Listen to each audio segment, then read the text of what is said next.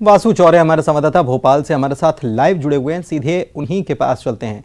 वासु, हम ये देख रहे हैं कि कमलनाथ जो हैं वो बिल्कुल अलग मोड में चल रहे हैं और उनका ये बयान कि जिसको जाना है जाए, किसी को मनाने नहीं जाऊंगा, पार्टी के लिए फैसले होंगे, किसी एक व्यक्ति के लिए नहीं। ये भी कह दिया उन्होंने कि कार से छुड़वा भी देंगे वो।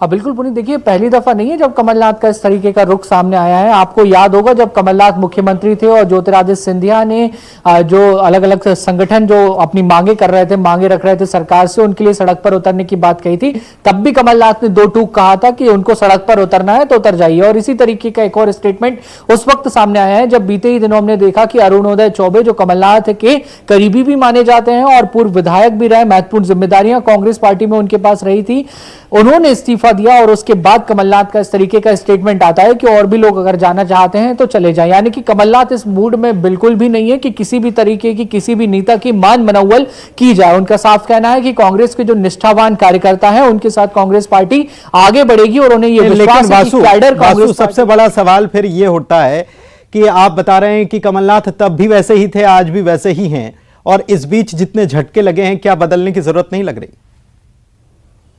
निश्चित तौर पर देखिए कांग्रेस को कई बार खामियाजा उठाना पड़ा और इससे बड़ा खामियाजा कुछ नहीं हो सकता कि 15 साल बाद मध्य प्रदेश में जो कांग्रेस की सरकार बनी थी वो महज 15 महीने ही चल पाई। उसके बाद कांग्रेस की सरकार गिर गई। उसके बाद 28 सीटों पर उपचुनाव होते हैं, वहां पर कांग्रेस 21 जगहों पर उपचुनाव हार जाती है, 4 में होते हैं तो 3 में हार जाती है। नगरीय निकाय चुनावों में भी उतना बेहतर प्रदर्शन नहीं रहा। तो कहीं ना कहीं अंदर खाने लगातार इस बात की मांग उठी कि कमलनाथ को अपना जो रुख है वो थोड़ा सा बदलना होगा, जो नेता है उनसे मेल मिलाप बढ़ाना होगा। लेकिन उसके बावजूद भी लगातार इस तरीके के स्टेटमेंट आना, इसको लेकर कांग्रेस में भी कहीं ना कहीं दो राय निकलती हुई नजर आ रही हैं। चलिए, बहुत शुक्रिया आपका इस तमाम जानकारी के लिए।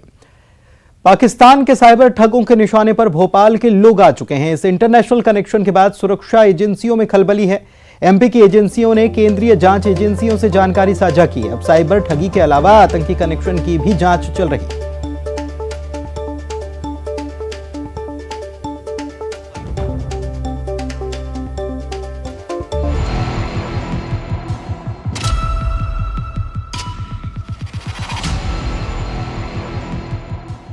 पाकिस्तानी साइबर ठगों के निशाने पर भोपाली। साइबर क्राइम के 6 महीने के डेटा में बड़ा खुलासा। 1500 में से 115 मामलों के तार पाकिस्तान से जुड़े। एमपी पुलिस ने केंद्रीय जांच एजेंसियों से शेयर की डिटेल। खुलासे के बाद सुरक्षा एजेंसियों में भी मची खलबली। आतंकी कनेक्शन के भी तलाशे जा रहे सुराग। सुरक्षा एजेंसियों के रडार पर आए साइबर ठग नई चुनौती बन गए हैं। पाकिस्तान के ठग +92 सीरीज से फोन कॉल और मैसेज के जरिए भोपाल के लोगों को टारगेट कर रहे हैं। कई मामलों में +91 के नंबरों का भी इस्तेमाल किया गया है। बांग्लादेश के अलावा दूसरे देशों से भी लगातार इस तरह के मामले सामने आ रहे हैं। मनोज हमारे संवाददाता हमारे साथ जुड़े हुए हैं। मनोज, जाहिर सी बात है कि पड़ोसी मुल्क जहां हालात बेहद खराब हैं, वहां पर सेंध वहां से लगाने की कोशिश की जा रही है। साइबर सेंध इसे हम कह सकते हैं। कैसे इससे निपटा जा रहा है?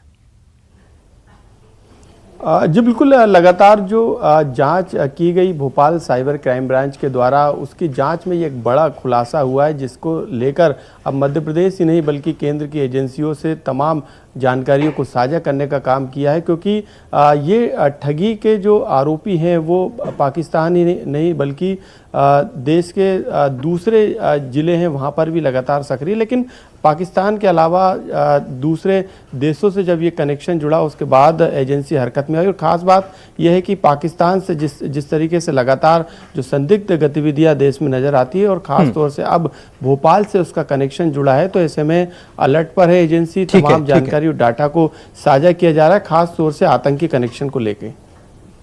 बिल्कुल, बहुत शुक्रिया आपका इस तमाम जानकारी के लिए। तो एजेंसियां पूरी तरह से अलर्ट पर आ गई हैं और उन नंबरों को भी ट्रेस किया जा रहा है, ट्रैक किया जा रहा है, ताकि और चीजें निकलकर सामने आ सके। बहुत शुक्रिया आपका इस जानकारी के लिए मनोज।